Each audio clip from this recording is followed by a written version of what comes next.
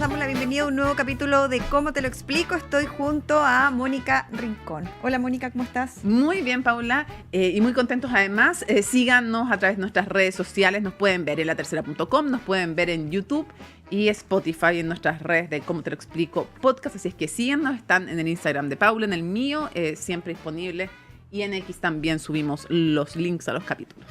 Así que sin más, comienza ¿Cómo te lo explico? Vamos entonces a nuestra siguiente sección, Te lo explica.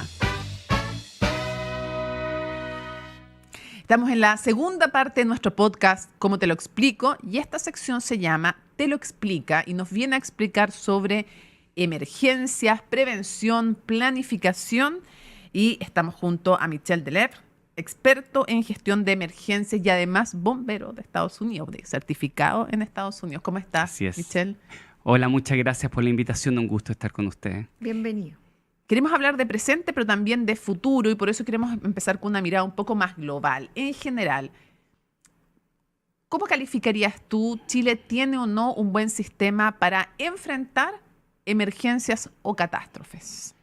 Es súper importante señalar que nosotros tenemos una mirada cultural que cuando hablamos de emergencia pensamos en la respuesta. Sí. Y Primero, por por eso estoy dividiendo. Primero sí, en la respuesta. Y te lo digo porque básicamente esa mirada cultural hace que venga una frase habitual: somos reactivos.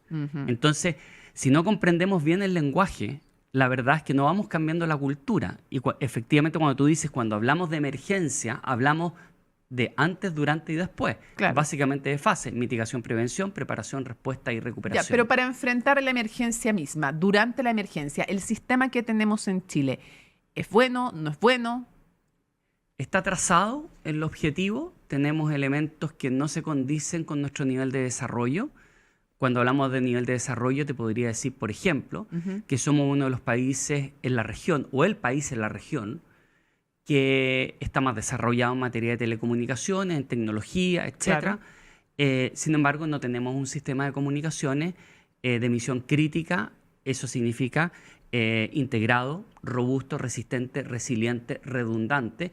Y más aún, eso se refleja más allá de los términos en algo tan concreto como, por ejemplo, que no tenemos un sistema integrado de número único, que implica la integración de las comunicaciones, pero la integración del sistema. Ahora, habremos mejorado desde esa época en que, yo no sé si ustedes se acuerdan, quienes nos están viendo, escuchando, se pueden acordar cuando, que me da un poco de vergüenza, pero en un tema país llega Hillary Clinton y como que se saca unos teléfonos satelitales del bolsillo y se lo entrega a la entonces presidenta Bachelet. O sea, 2010. como, claro, 2010, como, entonces me pregunto si habremos mejorado un poquito el sistema de comunicaciones. No, en realidad la verdad es que no lo hemos mejorado porque nuestro problema no es acceso a la tecnología, acceso al dinero, ni acceso al conocimiento.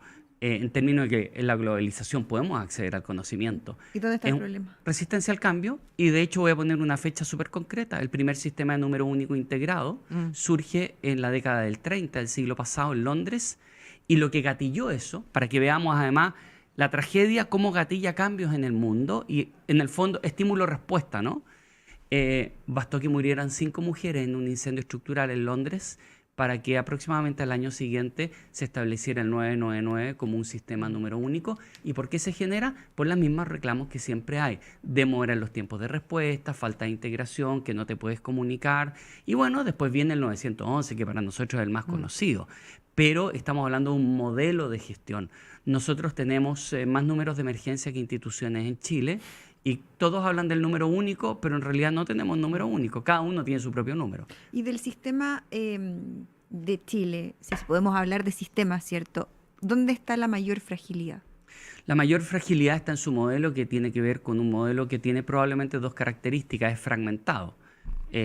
Cada uno por su lado, no hay integración ni en las comunicaciones, ni en la operación, ni en los estándares, que cuando hablamos de estándares y normativa, hablamos, ojo, que eso se traduce en promesa de servicio. Es decir, hay una expectativa que debe ser cumplida, y esa expectativa la genera el Estado. Mira, voy a poner un ejemplo muy cotidiano.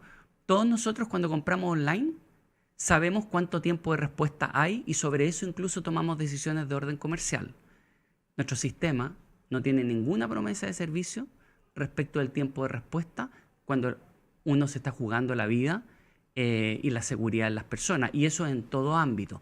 Por lo tanto, lo bueno, lo malo, lo regular, queda siempre sujeto a la subjetividad, y eso es un espacio muy amplio para la autocomplacencia, pero también para no enfrentar el necesario aprendizaje. Ese es un elemento muy importante, y eso tiene que ver con la fragmentación, que no es un sistema normado, por lo tanto no hay promesa de servicio. Y eso se traduce en que detrás de eso hay un tema de resistencia al cambio, porque de lo contrario no se puede comprender lo que hablábamos en materia de tecnología. Que ya vayamos a cumplir un siglo y tenemos soluciones en el mundo totalmente probadas, que simplemente en Chile siguen sin ser implementadas. Y eso como un ejemplo práctico, pero básicamente de lo que vemos cotidianamente, incluso en la emergencia que estamos viviendo hoy día en el norte de Chile. Y antes de la emergencia misma, ¿cómo está el país en términos de prevención de lo que se tiene que hacer antes? Voy a ir nuevamente a los datos, porque más allá de la opinión técnica. La opinión técnica es que los sistemas modernos de emergencia son desde la base hacia arriba. Comunidad organizada, entrenada, debidamente encadenada con sus gobiernos locales, y de ahí sucesivamente hacia arriba, ¿no? En el caso nuestro vendrían a ser los niveles regionales, delegación presidencial con gobiernos regionales, hasta el nivel nacional. Los niveles nacionales van en apoyo de los niveles locales. Eso es lo técnico. Pero, por lo tanto, y además a nivel local, una integración horizontal, sector público, privado, comunidad. El presupuesto de este año de Senapred para organización y entrenamiento comunitario, el programa que tienen es de 83 millones de pesos aproximadamente para todo el año y para todo el país. 83 millones. 83 millones. Ah. Eso, yo siempre digo, eso es menos que simbólico, y sabemos que en política pública, más allá de los discursos, porque yo te aseguro que lo que estoy diciendo nadie lo va a negar en términos de la priorización, los discursos se tienen que transformar en presupuesto público. Oye, ¿y sirvió de algo cambiar de ONEMI a Senapred? Vamos de nuevo a lo... ¿Y es un sistema solo de reacción a las emergencias o catástrofes? ¿O tiene algo de preventivo? Y cuando hablamos de preventivo, con la Paula nos referimos no solo a tener como las cuadrillas listas sino que a cosas un poco más globales. Marcelo Lagos decía el otro día en Tolerancia Cero, en todo lo que no es sísmico, en lo sísmico tenemos una normativa de nivel mundial. Sí. Y sabemos qué esperar, sabemos cuántos minutos incluso demora en colapsar frente a tal tipo de siniestros un edificio, y no va a colapsar antes que eso, a menos que haya casos como, no sé, Alto Biobío, que fue una negligencia horrorosa, criminal. Pero, no sé, decía, salvo normativa de, no sé, lo que tiene que ver con sismo, en los otros, por ejemplo, estamos huérfanos. Y eso es heredado. ¿Y eso es verdad? Porque básicamente es heredado por un Chile menos moderno, con menos recursos, técnico, económico y menos globalizado. Y por lo tanto no es fruto del Chile moderno la normativa sísmica. La normativa sísmica ha sido perfeccionada por el Chile moderno. Más encima ni siquiera lo hicimos ahora ya, pero y en el resto No. es verdad que estamos muy mal, y si sirvió o no el cambio de ONEMI a Senapred. No, porque uno tiene que diferenciar lo que es el nombre, que genera muy buenas cuñas siempre, porque básicamente dice, tenemos una nueva institucionalidad, y como que viene el piloto automático, la modernización y una serie de conceptos que, como no es normado, no tiene un parámetro objetivo. Pero cuando uno mira y analiza, uno podría establecer que el gran cambio de Senapred, por ejemplo, fue, que me parece importante, es que el personal tiene estabilidad laboral, porque antes de eso en ONEMI, el personal, aunque nadie lo crea, más del 90% era honorario y a contrata, un personal de seguridad pública. O sea, que llegaba al 31 de diciembre sin saber si el primero tenía contrato. Ese era nuestro nivel de fragilidad, incluso en ese nivel. Pero el resto es el mismo modelo de gestión, es decir, fragmentado, pero además con una cultura. Pero además, ojo, que eso es así porque hubo resistencias al interior de ONEMI, principalmente desde el punto de vista técnico y político, para cambiar el sistema. Porque aquí hubo una vuelta en 360 grados. Y eso implica que los COE, los Comités de Operaciones de Emergencia, se transformaron en COGRID. Cambió el nombre, pero es exactamente lo mismo. Yo me pregunto, ¿qué organización en el mundo y en el país se administra ejecutivamente en torno a un comité que toma decisiones colegiadas? Son todas las organizaciones, y en la gestión de emergencias igual. Estamos hablando de organizaciones que tienen estructuras modulares, jerarquizadas y funcionales. Acá no. Y eso está establecido claramente. De hecho, una de las dos últimas comisiones investigativas del Congreso, dentro de sus conclusiones, más allá que podríamos hablar de otras conclusiones, pero una señaló que efectivamente había que corregir la estructura de gestión en materia de emergencia que había en el Senapred, entre otras cosas, porque se genera falta de claridad en las líneas de autoridad. Y por eso yo les pregunto hoy día, en la emergencia que hemos tenido y que estamos viviendo ahora, la catástrofe, ¿quién manda? Esa es una respuesta, yo se lo dije al senador Espina en el Senado, cuando él presidía la comisión, si mal no recuerdo, de gobierno. Él preguntó y yo le contesté, senador, cuando uno está en una emergencia, si se demora más de 10 segundos en saber quién manda, estamos en problemas. Acá no sabemos quién manda, quién dirige. ¿Senapred? Porque ese es el servicio que está a cargo de las emergencias. Entonces, una de las respuestas... Capaz por eso siempre queremos estado de excepción, entre otras cosas, porque para así hay ordenar. un mando así como claro.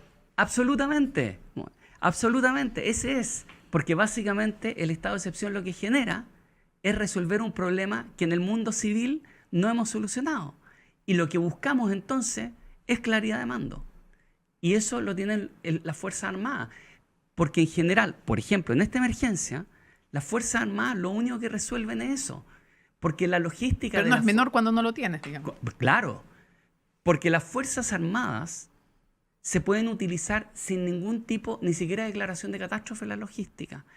Pero eso fue advertido en este proceso legislativo del Senapred. No fue asumido. Y tanto fue así que en primer trámite constitucional en la Cámara de Diputados, el artículo que se cae y que es rechazado y que es el gran gatillante del tercer trámite constitucional es que se rechazan los comités de operaciones de emergencia como estructura de gestión. ¿Y a qué volvemos? A los COGRID, los mismos comités, con un agravante. Aquí voy a contar ya algo personal. Yo el 2019 me fui a trabajar todo ese año a Estados Unidos, por lo tanto mis últimas intervenciones en el Congreso e interacción con el Ejecutivo fueron en el año 2018. Y yo les advertí, les dije, incorporen, a mí no me gustan los COGRID porque no es la estructura que se usa internacionalmente para manejar emergencias. ¿Cuál es la que se usa internacionalmente? Sistema de comando de incidentes creado en 1970 a raíz de incendios en el estado de California. ¿Y eso Y de qué forma opera a diferencia de...? Es una estructura que es funcional, modular, jerarquizada, estandarizada, normada, que es parte de la doctrina internacional en los países desarrollados, más aún en países como Estados Unidos y Canadá. Es la única estructura de gestión que se utiliza en todo, en todo el sistema de emergencia, policía, etc. Más aún, en continuidad del negocio, empresas, para las crisis y emergencias se ocupa el sistema de comando de incidentes.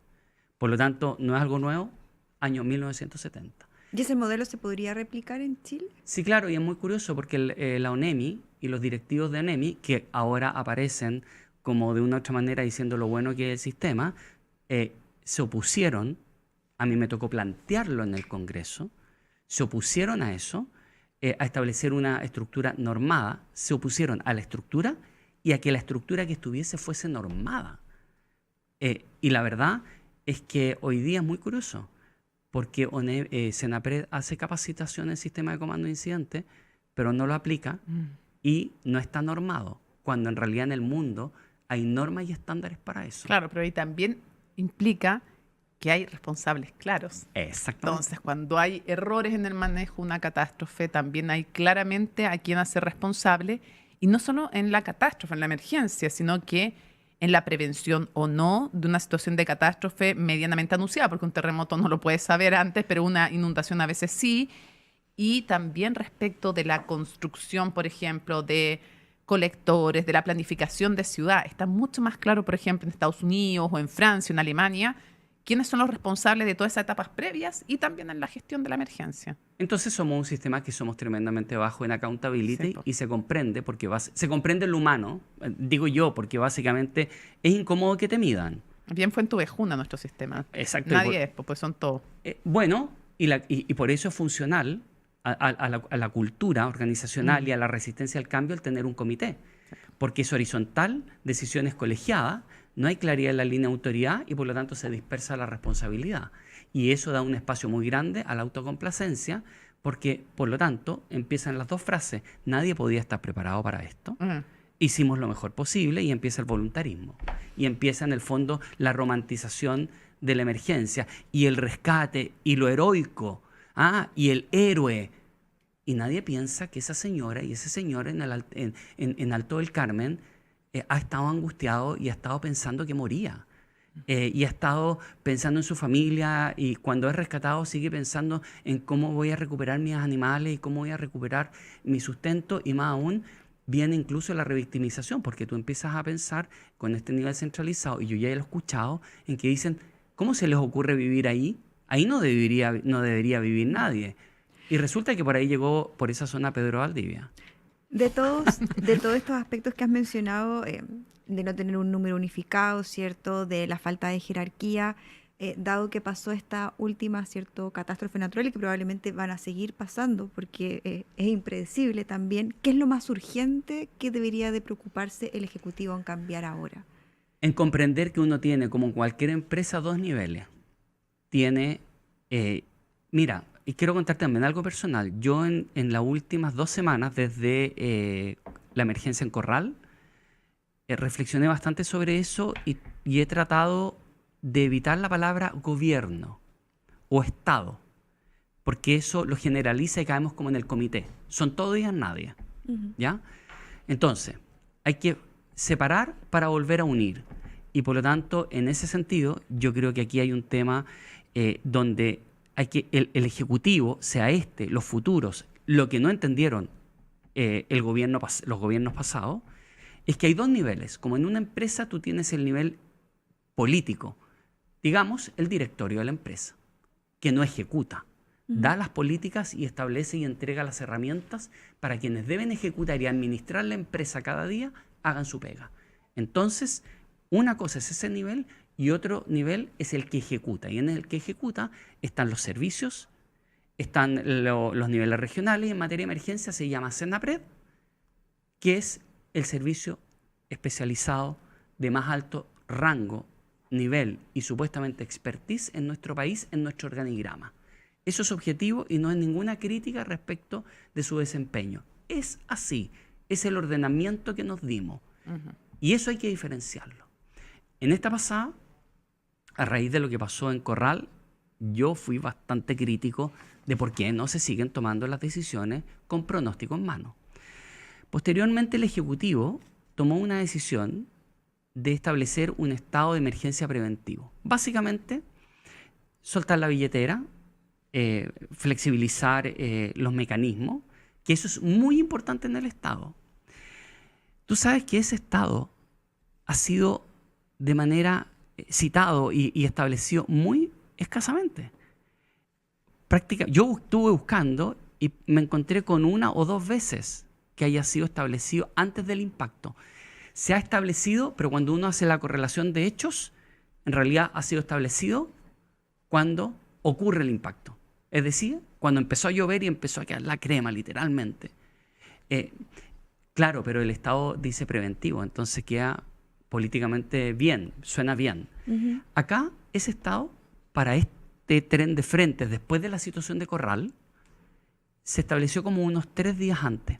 Y eso me parece bien, pero ahí no hay que dejar de mirar lo que yo te señalo. ¿Cuán a menudo se hace? Debo decirte que esa es una legislación que está presente y una herramienta desde el año 1974 y que perfecciona una ley que proviene de 1965. Y por lo tanto, significa que en el vaso medio lleno, yo espero que la crítica política no nos deje de hacer ver que hubo una decisión correcta. Pero esa es la decisión del directivo político que no le corresponde al ejecutivo. Si yo te entrego un papel con facultades y en lo práctico te entrego la tarjeta de crédito, la pregunta es si se usó la tarjeta de crédito por quien correspondía.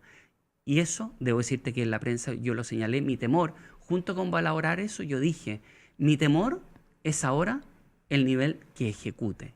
Y eso no ocurrió, pudiendo haberse hecho muchísimas cosas.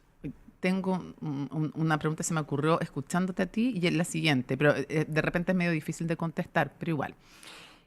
Sabiendo que existe desigualdad estructural en nuestro país, en muchos ámbitos, y que esto también se refleja en las emergencias, o sea, el que más sufre, el que menos tiene, menos recursos tiene para afrontar y para volver a ponerse de pie, está en las zonas de mayor riesgo, o sea, menos calefacción, más daña su presupuesto, además las enfermedades que surgen en una catástrofe, cualquier característica. Entonces, entendiendo todo eso y entendiendo que falta mucho en cómo construimos las ciudades, ¿en cuántos años, si un país decidiera hacer una revolución en prevención, entendiendo que está produciéndose el cambio climático, entendiendo que más encima somos de los países más expuestos, que tenemos las fallas geográficas, fallas geológicas, en fin, ¿en cuántos años, sabiendo que la parte como sísmica está más o menos ok, en cuántos años un país puede transformar su cultura, sus instituciones y su capacidad para estar realmente a tono con enfrentar emergencia? En este momento estamos tan lejos como tan cerca de ese proceso como voluntad política exista por parte de un gobierno. ¿Pero cuántos años? Porque más implica generosidad, porque es típico que un gobierno en 4 años no va a hacer, entonces no va a haberlo ni uno, ni dos, ni a veces 3 gobiernos van a ver los resultados. Entonces, ¿tú requieres décadas? No, yo creo que no. Porque, por ejemplo, les mencioné el tema del número único. Sí. Me autopregunto, ¿cuánto demora en instalarse un centro de comando y control acorde a lo que existe, por ejemplo, en Estados Unidos, con inteligencia en tiempo real, etcétera, con la mejor tecnología y mejor capacidad de gestión? Más aún, con edificio incluido. Ni siquiera estoy hablando de software ni hardware, estoy hablando incluso con construcción del edificio. Claro. Como los sistemas son desde la base hacia arriba, no necesitas algo nacional, podrías hacerlo en algo local, y un centro de comando y control operativo probablemente debería estar listo con todo implementado en unos 6-7 meses. Cuando hablamos al recurso humano, porque siempre se dice, no, pero es que aquí hay que preparar personas, en Estados Unidos desde ya hace una década el personal empieza a ser civil, el que toma los llamados y despachos, esa es la tendencia, y un call taker, que es el que toma el llamado, el que recibe el llamado de un 911, estamos hablando de que se demora con capacitación normada 3 meses en estar desde que comienza hasta que responde solo el teléfono, porque empieza antes a responder las llamadas, pero acompañado. 3 meses.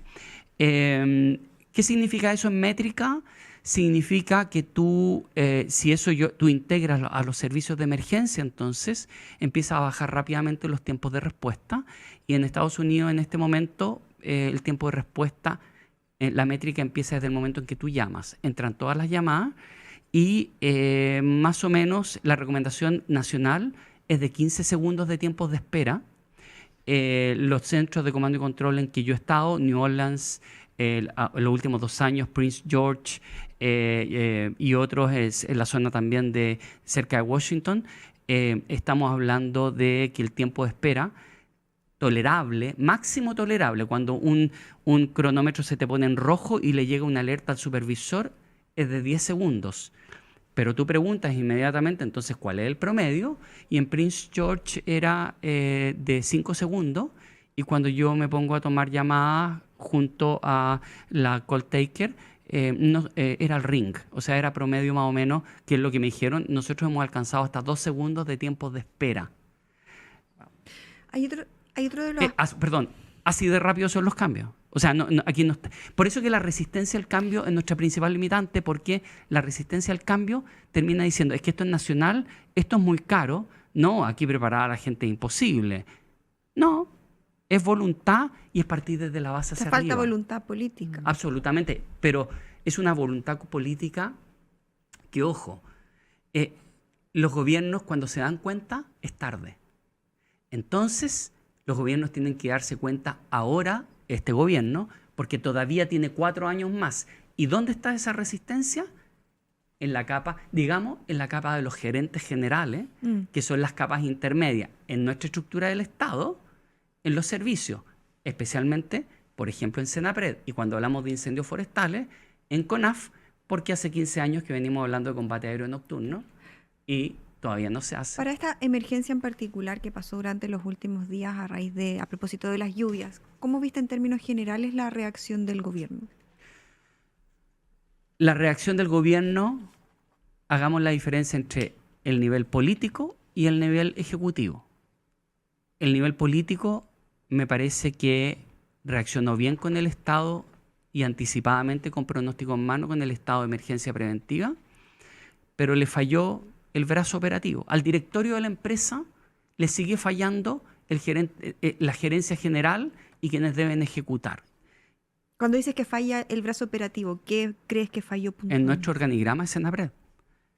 Y básicamente lo que falló es que, por ejemplo, insisto, aquí típico que a uno le dicen, todos son generales después de la batalla, por lo tanto no puedo dejar de ser autorreferente y señalar que yo la semana pasada planteé y en radio me preguntaron y yo dije un análisis de sur a norte. Y siempre paré en el norte. Y dije, nuestra situación, la gravedad es en Coquimbo y el sur de Atacama. Y después me preguntaron, bueno, ¿y qué se debe hacer? En gestión de emergencia hay algo que se llama predespliegue. La pregunta siguiente, entonces, ¿qué significa eso? Aquí se deberían desplegar helicópteros. Para eso se requieren, por ejemplo, helicópteros como los Cougar, como los Black Hawk, maquinaria pesada, vehículos pesados como los Mowar. Todo eso está hoy día. Pero llegó 1 o 2 días después de que literalmente se viniera todo abajo. ¿Qué significa eso? ¿Y cuál es la justificación? Es primero generar confianza en el territorio de que tú tienes toda tu musculatura, porque la comunidad sabe que no estás obligado a lo imposible, pero sí tienes obligación de lo posible. Y eso es lo que no se hace. Y eso significa que, por ejemplo, el rescate y la extracción de personas de zonas aisladas, digo rescate, una persona que estando en buenas condiciones arriesga su vida, ¿cierto? O en zona de posible inundación. Claro, o extracción, que tiene que ver con un adulto mayor que tiene que dializarse y que si no se dializa en 3 días más, puede entrar en una situación muy crítica. Lo tomo entonces y lo extraigo y entro siempre a no perder la iniciativa y a contener. Más aún, aquí era clave el tema del despliegue aéreo. Muy simple, porque se sabe lo que va a pasar. Uno puede hacer proyección de daño en esa zona a partir de la lluvia. Y eso no se hace, y aquí al gobierno le faltó, y tiene que comprenderlo el gobierno, que tiene que tomar asuntos y meter mano en lo que es nuestra institucionalidad. No estoy hablando de proyectos de ley. ¿Sabes por qué? Porque las emergencias no esperan el trámite de un proyecto de ley. Y por lo tanto, voy a decir algo que es incorrecto, pero es necesario. Si el gobierno no se mete en la gestión de nuestra institucionalidad de emergencia, mientras mejora la institucionalidad en lo estructural, vamos a seguir repitiendo lo que nos pasó en los incendios forestales del verano con otro gobierno, lo que nos pasó en Corral y lo que nos está pasando ahora, y que si uno va más atrás, nos ha seguido pasando en los últimos 15 años, y que el punto de inflexión debió ser el 27F, pero no lo fue.